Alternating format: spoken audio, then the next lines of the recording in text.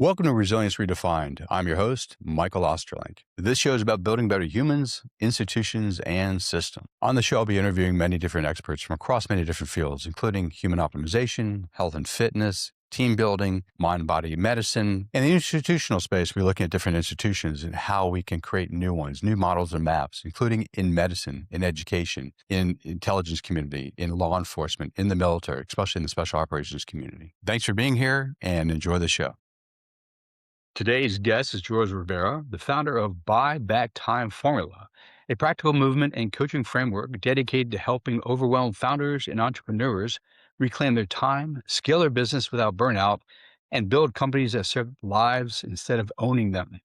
George isn't just talking theory. He's built and scaled multiple 7, 8, and 9-figure ventures, including a supplement brand that surpassed 200 million in sales, and businesses across e-commerce, land investing, and SaaS. At the height of his success, he realized that financial wins meant little if they came at the cost of family, personal health, and presence. That insight sparked the creation of Buy Back Time Formula, a methodology that helps founders eliminate low leverage work, automate and delegate effectively, and reclaim 15 to 30 hours per week, all the while growing their impact and preserving what matters most. George, good to see you, buddy. Michael, it's great to be here. Yeah, so really exciting the work that you do with people because we're kind of in the same space to a certain extent, and I run across a lot of men and women too, because women are entrepreneurs and business owners as well, but a lot of men who are hyper successful, and yet their health sucks. Their wife doesn't necessarily particularly like them too much. Their kids don't talk to them. So at the expense of their success is the lack of relationship with themselves and people that are important to their lives. So I think it's amazing that you're focusing in on that because that's so necessary these days. But before we jump into the program you offer and the work that you do, tell us what led you to eventually create this program. And I know part of that's your own personal story, which led you to have some of the realizations which helped create the program in the first place. Yeah, no, good question. Yeah, I'll just kind of go back to the beginning and touch how it all kind of came about. Please. But yeah, this is going back to late '80s, early '90s, middle school, high school days. And I played basketball and I played in about 40 games. And my dad only went to one of those games. And I remember thinking, am I not that important for my dad? I'm 13. I don't know how to process these things. And so I'd be playing basketball and I'd score a basket and then I'd look to the empty stands, no dad, cue the sad music in the movies. And then my teammates would score a basket and their dads were there cheering them on in the corner, like, "That's my boy, you go." And I remember one time after like seeing the dad just loving on his kid, I remember looking at that dad saying, "I wish that was my dad," and that would have totally crushed my dad at any point. I mean, crushes me being a dad to think that my son could say that just about some other man, because my dad wasn't a bad man.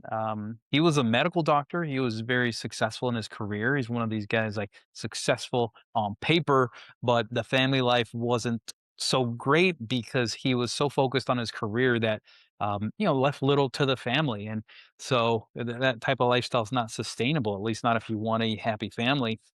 And, but he's a great provider. He provided us great, cars, homes, and trips to Europe every summer. But the moment that I saw that other dad, I didn't care about any of that. I'm like, my dad's not here. That dad is. I don't care what he does. I want him to be my dad.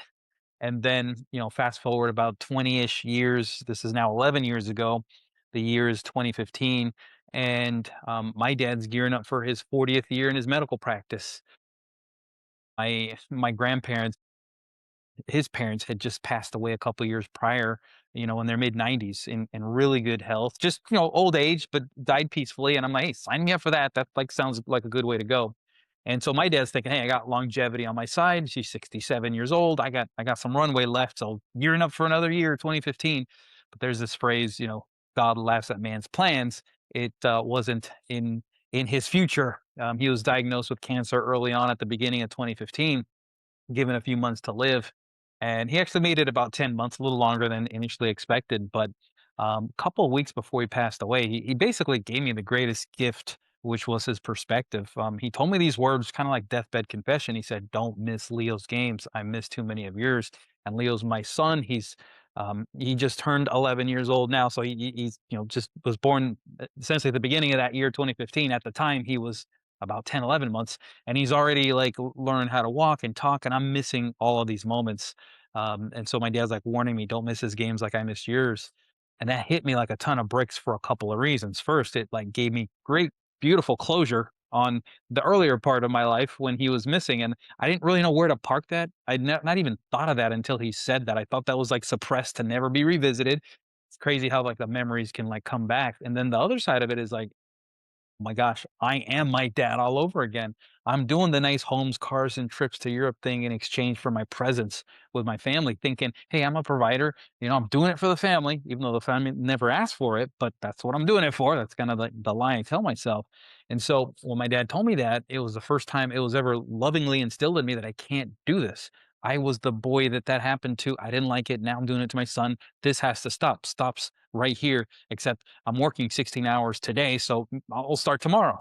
And then tomorrow turns into about 3 years worth of tomorrows to 2018. And I'm scaling my business. I'm doing my thing, scale it to just under $20 million that year. And I got a money printer. Hit a button, it spits out money. It's more money than I can ever spend. And so long I'm not buying helicopters or anything. I didn't buy any helicopters. So um, but I'm hating life. I'm like, "Oh my gosh," like, I reached the top of the mountain and I'm like, "Is this it?"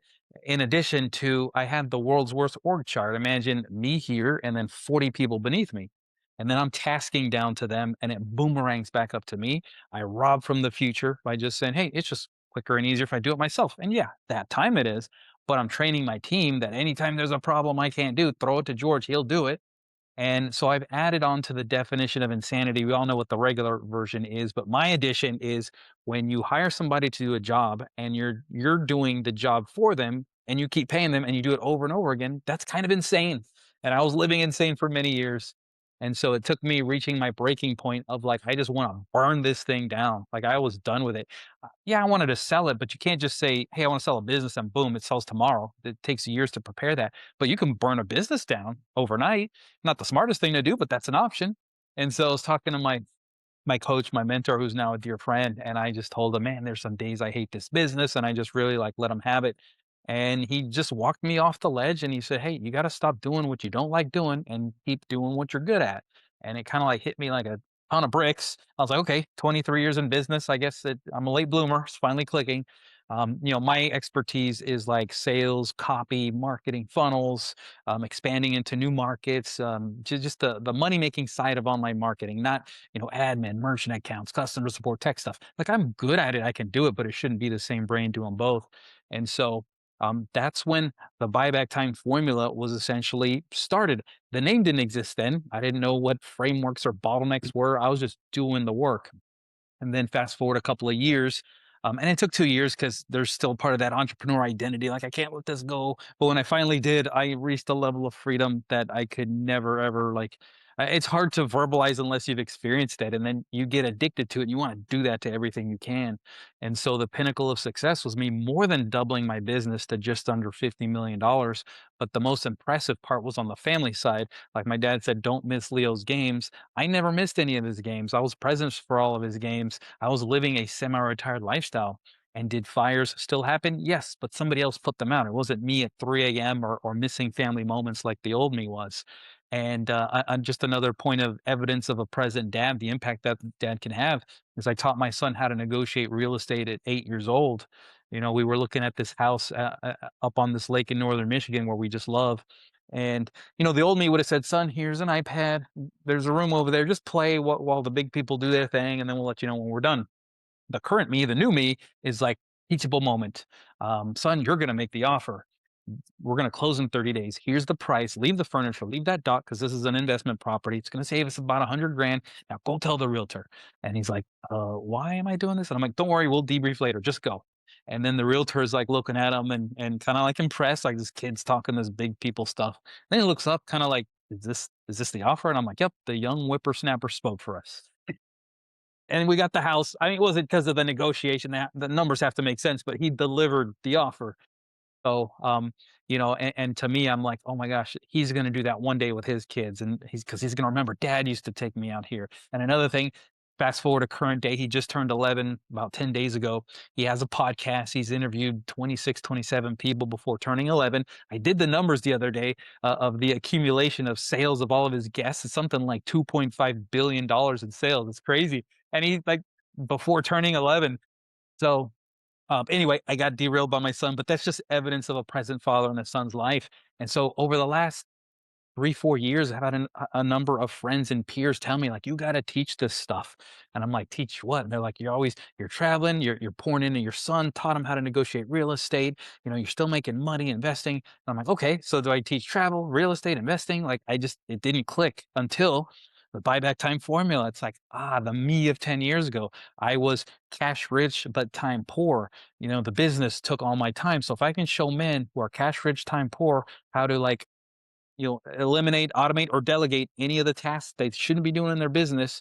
Take that time that you buy and give it to your family. You can do whatever you want with it, but I'm intentional about teaching men to give it to their family, restore that trust, restore that bond at home that's likely been broken. Speaking from experience, like you say, yeah, I'll be there at that game or that event or that recital, and your family's like, yeah, it's tentative. You say you're going, but until there's a business emergency, we didn't even exist at that moment. And so there's a process to restoring that bond that I want to walk men through. And so it clicked. I'm like, the buyback time formula, that's it. That's how I can share this message with the world. And I know I went a bit long there, but I just thought I'd give it all out there and wherever you want to pick it up from here. It's nice. I do want to kind of do a dive into the how of your program. Yeah. But before I do, you actually said something that I think is key. You had an identity that was locked into place, a mindset probably locked in your nervous system, your environment supported that particular identity. And I'm wondering two things. Is it generational in that more and more men of our generation might be in a place to recognize that identity and it's self-limiting versus like our father's generation, which I would imagine for the most part would never recognize that identity because that's just who they are. There's no questioning of one's identity. You just did what you did do. So it's a generational question. And then how? How did you how did you change that like shift the identity? Yeah. Uh, Oh, yeah, that's a great and deep topic there. Um, I would say like so the identity was in provider, and if I'm not working, I'm being lazy. Like I always have to be in constant motion, or if I'm doing something and it's not making money, it's costing me something somewhere else. And so like there was that bit of that shift of like, no, it's okay. You delegate properly, get it off your plate, and then you can use whatever time you do work to do higher leverage tasks. But then you're gonna have a lot of extra time, and instead of like trying to fill it with stuff to do because you're like the worker guy that wants to do everything, give that to your family. And it is a bit of a shift, and it does take practice to get into it because speaking from my case, I was doing this for 20 plus years, so it's kind of like teaching an old dog new tricks. It doesn't happen overnight. And so, but yeah, I believe it's a generational thing because my dad would be in the baby boomer generation. I don't know, probably on the earlier side. I know generation can be 20 years. So mid 40s is when he was born. So yeah, that generation. I don't think they ever like even thought about identity type stuff. They're like, this is just who I am, and to think that I can do anything else is just boring, weird. We just don't do that.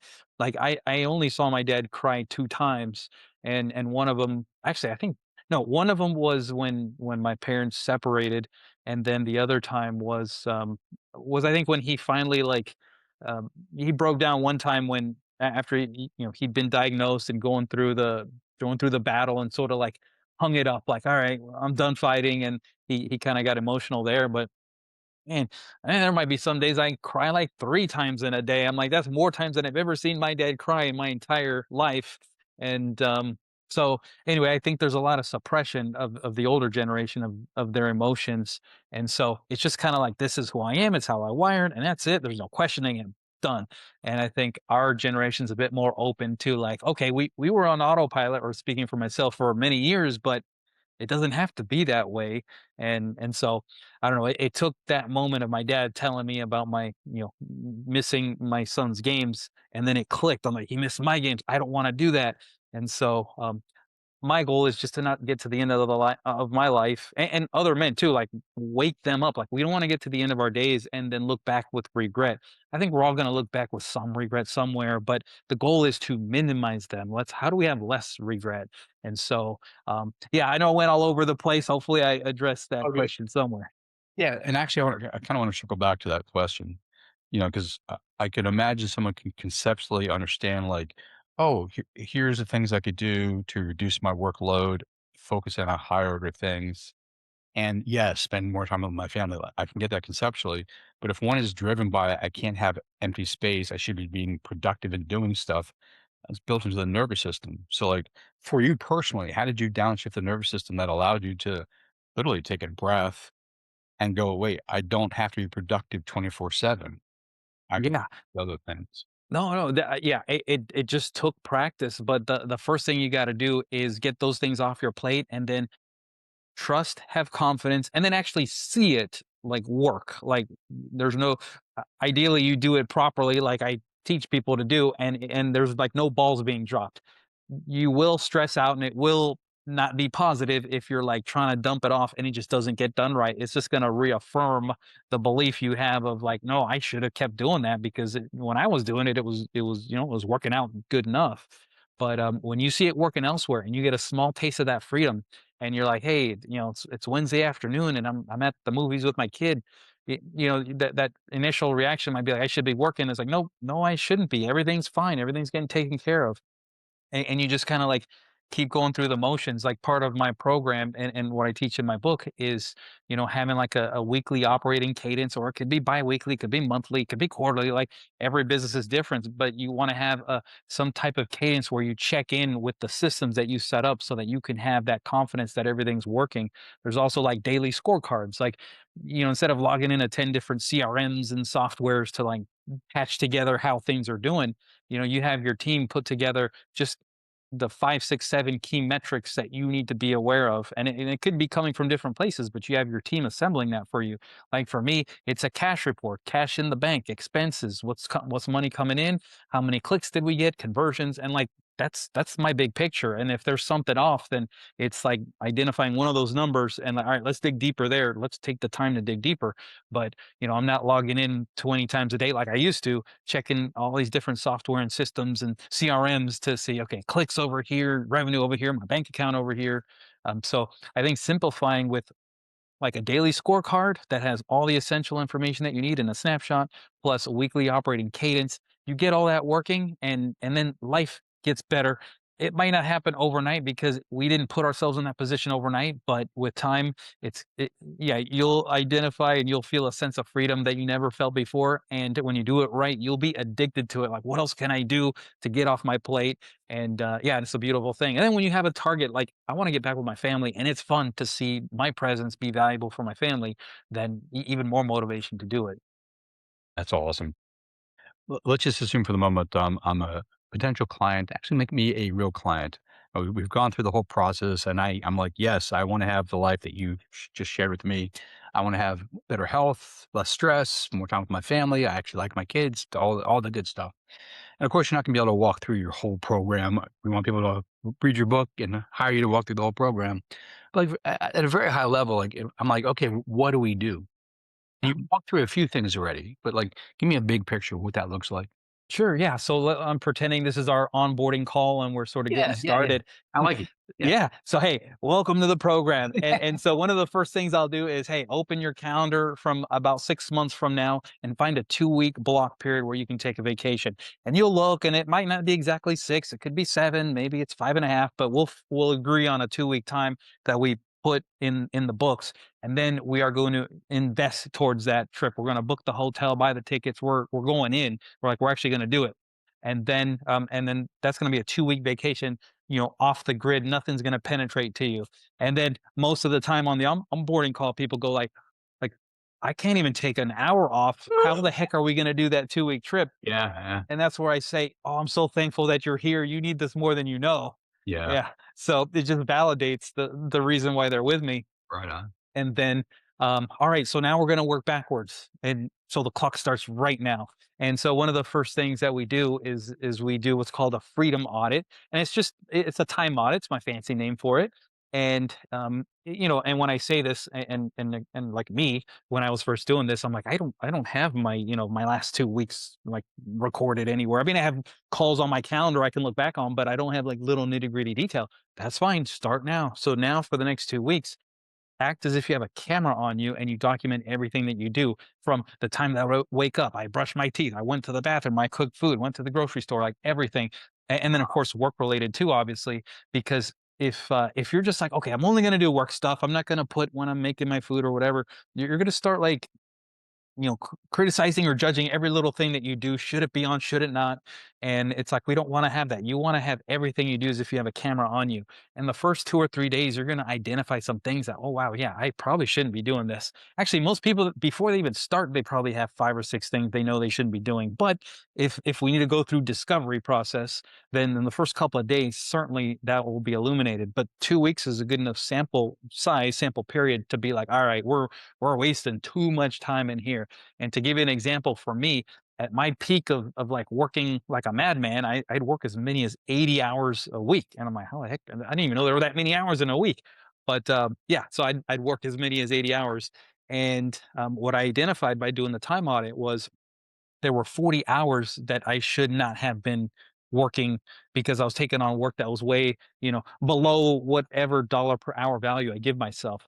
So first you do the time audit and you get a list of things you shouldn't do. And it's like, well, how do I know I shouldn't do this list? Well, give yourself a dollar per value hour. For me, it could be anywhere from $1,000 an hour to $10,000 an hour if I'm working on my super duper high value zone of genius level stuff.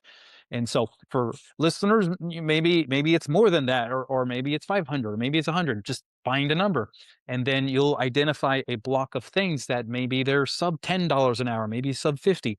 For me, 40 of those hours were on sub $50 an hour tasks. Mm. Now, I'm not a mathematician, but $50 an hour times 40 hours is $2,000. And remember earlier I said I got this little money printer. I push a button and it spits out money. Well, for not a lot of money compared to the revenue I was making, I could have bought back half of my week. My goodness, had I known that then, I would have like not gone insane. But anyway, we go through these journeys to to do better and be able to help other people. Hey, this is what I found. Come join me. So I think there's a reason why I had to go through this process. But yeah, so that's it. We do the freedom audit. We identify things what we can remove off your plate. Now there's 3 ways that you can handle any task that you shouldn't do, and I call that the time liberation trifecta. And that's by eliminating anything that doesn't move the needle. It's by automating anything that repeats, and it's by delegating. And if I would have heard delegating 10 years ago, I'd be like, yeah, I got that down. I got 40 people, but you got to delegate with ownership. And that way it doesn't boomerang back up to you. So there's a process of doing that so that you delegate and it stays there, and you transfer ownership. You show them how the outcome is to be. You give them liberty, assuming you hire the right person, which I also go into, but you give them liberty to improve the process, make it more efficiently. And yeah, so that's kind of where our onboarding call would be, is get the book the trip and then do the time audit, or kick off the time audit, Yeah. and then yeah, and then we just kind of go from there. And yeah. I love that. So I would imagine if you're delegating or automating, whatever, either one or both of those things, you're talking about other people who have to be obviously involved, especially if you're delegating. But if you're automating, there are processes that need to be put in place, especially if they're technological. I could imagine that requires some conversations with people who work for you, who might not be used to you automating and delegating the way you're suggesting. Do you also work with them and helping them understand what the boss actually wants and intends? Or is it primarily working with the boss to help them teach their Yeah. employees how this works? Yeah, absolutely. So there's a couple different ways that I work with the client, and it just depends on the level of involvement I'm going to have. So there's just different kind of levels of engagement. And so I guess you'd call it my flagship offer, is a done with you on the business side. So Mm. obviously it takes a little bit of them to like tell me like what it is that they're doing that I can help free them up. And then it's like, okay, what resources do you have in place to make this happen, or do we need to get new resources? Because sometimes it's the case that they don't have a true number two. So the Mhm. goal is to install a true number two that manages everything else. And it's not like, hey, we'll put them in there and then off you go. But no, but they're gonna like quarterback the whole thing. So I'm working with their number two to like get all this stuff in place, completely done for you for the client, and then working with their second in command. And then again, like I said earlier, obviously we're intentional on the business side, but we're also intentional on the family side. It's not like, hey, we got your time back now, go goof off with it. I mean, sure, they can do that, but if they're talking to me, it's likely that there's a trigger moment that's like, oh, my kids can't stand me, or my wife doesn't, take me for my word, or I had to sabotage another date night, or we can never go on trips, whatever it is. So we intentionally give that time back to the family, and there's a process there too. Like I said, done for you on the business, done with you on the family, because I can't go to the games for you. That's kind of like that's what I tell 'em. I mean, I wish I could, but then I got a family too. So, so we work to restore the bond at home, and that's by first talk to your family. What's important? Like, I'm sorry, and I'm gonna do better. And I know I've said that before, but this is different. I've invested in this. Like we're doing the things we haven't done before. Now, what's important to you? You listen to them. And if you're just completely blowing it and they're not communicating well, I have a family. I have a decent idea of where to start. So we'll be like, all right, games, recitals, date nights, just common things that are important to most families. And then when you put them on your calendar, that's like a non-negotiable. You don't break that for anything unless you get hit by a bus. So Yeah. don't walk in the middle of the street, because you need to make those games, recitals, and those things you're promising your family. Just like you don't miss a Zoom call, because like they're usually extremely committed on the business. They won't miss a Zoom call for anything but family stuff. And again, speaking from experience, the old me, it's like tentative. It's like, if there's no emergencies, yeah, I'll make it. And then when I'm there, I'm like on my phone too, checking for emergencies that aren't even there. Right. So yeah, there's a lot of that too. I've talked to men too that are, like I shared content, online, and I'll get people that comment like, oh my gosh, that happened to me too. Like one time I was like, my wife's telling me this story, and she's like, super, super excited. And I'm attentive. I'm looking, but then my phone's like right here and it buzzes, and just common habit. Like I'm just looking down for a second. It's like, who was it? And then I look back up, and it's as if the whole mood changed. She didn't say a word, but you could just see it. And then just like, like you just pop the balloon. And I'm just like, what did I do? What did it's just like this disconnect, this mismatch, and we're just so trained. Like, oh, phone buzzes, I got to check and see who it is. And so part of it's like, hey, when there's dedicated family time, put the phone in the drawer, turn it off, get it out, because there's no emergency that, especially when you follow the plan, we've put a true number two in place. Like there's no emergency that should penetrate that, especially when your number two knows your calendar, which they should. Like, hey, 5 to 8, I'm completely, off the grid. You're on your own. And I've hired you, and I've followed the instructions of my mentor, which is me, to hire the right type of person who's capable of handling emergencies. And so yeah, there's a lot into it before, like hiring the person. But oftentimes the client will have somebody good in place because they're smart business people. They're at that level for a reason. But there's just some missing pieces that I help them connect. So yeah, that's I kind of went long on that, but that's the done for you on the business, done with you on the personal. Then I have another level where it's done with you on the business, where I'm teaching and mentoring the client to implement this in his team. And then we're collaborating, and I'm providing frameworks and feedback. And that could be anywhere where, hey, I'm jumping in on calls with them, or they're recording calls and letting me listen to them. So it can vary from the type of involvement there. And again, exactly the same stuff on the family, like done with you on the family.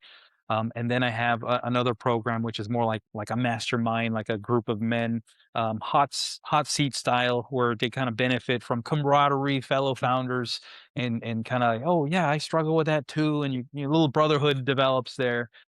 So yeah, those are the different levels of involvement that I have. I love that. So you have a book, you have the men's group, you have your program. Where can people find all those things and learn more about what you're up to? Absolutely. Buybacktimeformula.com. That'll link you to the book. That'll link you to my socials. You can follow me on Facebook, LinkedIn, message me, ask questions. I got a YouTube channel too. And yeah, the book is free, just cover shipping. It's 128 pages.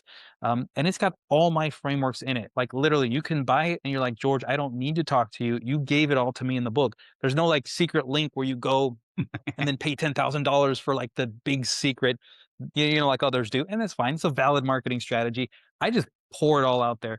But I know that if you're like the me of 10 years ago, cash rich, time poor, and I got this book, I'd be like, amazing stuff. Help me implement it.